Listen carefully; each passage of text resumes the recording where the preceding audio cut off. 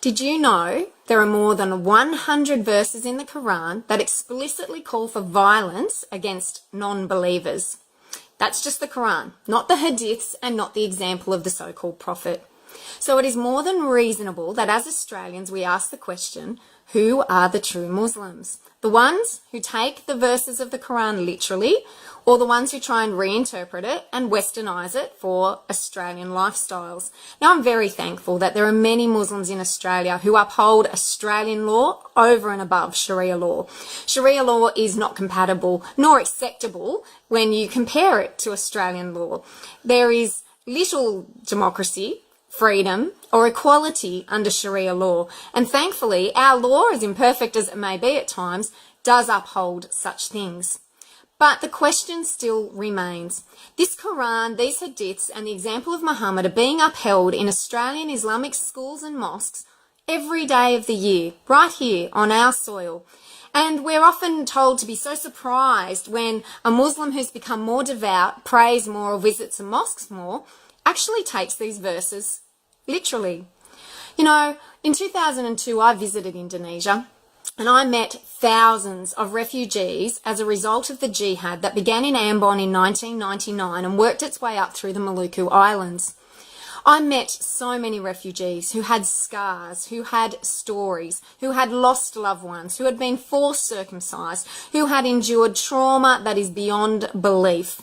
One that stood out to me was seeing the photograph of a person's grandmother who had been brutally slaughtered according to the Quranic verse that says to strike terror into the hearts of unbelievers and to strike at their necks and cut off their fingertips. This grandmother had been beheaded, her head was on a stick and was being paraded down the main street of the village alongside other elders. This was an explicit and literal interpretation of the Quran. I met so many of these people. Here in Australia, I have met Assyrian peoples who still have family members in Syria. 2.5 years ago, one of these groups, before we'd really even heard the word ISIS, explained to us, had a video and photographs, many of which I couldn't actually watch because it turned my stomach, of, again, Christians, particularly in Syria, who were being persecuted, brutalized, raped and murdered because of what the Quran commands Muslims to do. Another one that particularly stood out to me that is so hard to even talk about was the cousin of one of these men. His 12-year-old female cousin was brutally gang raped by many, many Muslim men. This was not a lone wolf attack. This was filmed by a whole Islamic community in Syria who brutally raped this girl, strung her up in the middle of the village, dismembered her, and then disemboweled her. All the while shouting Allah Akbar and quoting passages from the Quran. Now, we don't see that sort of behaviour in Australia, and I certainly hope that never happens here.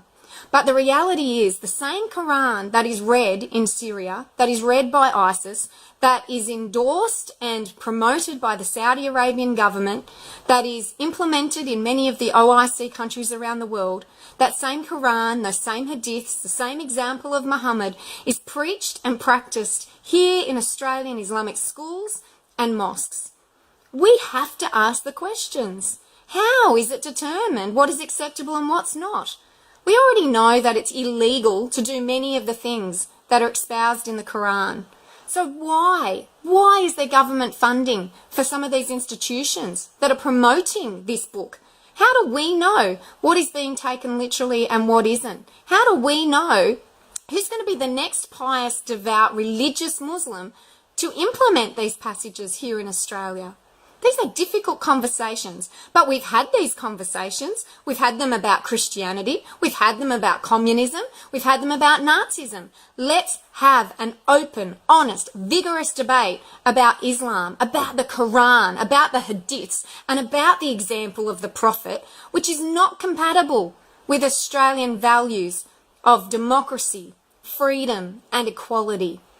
These are issues that are very confronting and very divisive.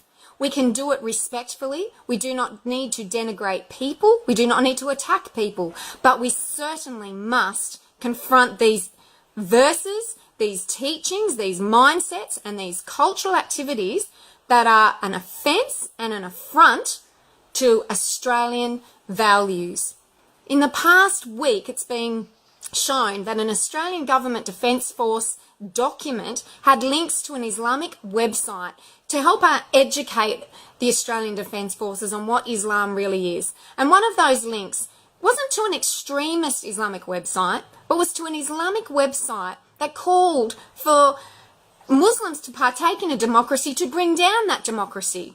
Now that link and that document has disappeared. It's been removed. But the government has refused to comment or give reason for justifying why such a document would even exist and be allowed to be promoted through the Australian Defence Forces. Come on, people, it is time to wake up. We need to have this conversation.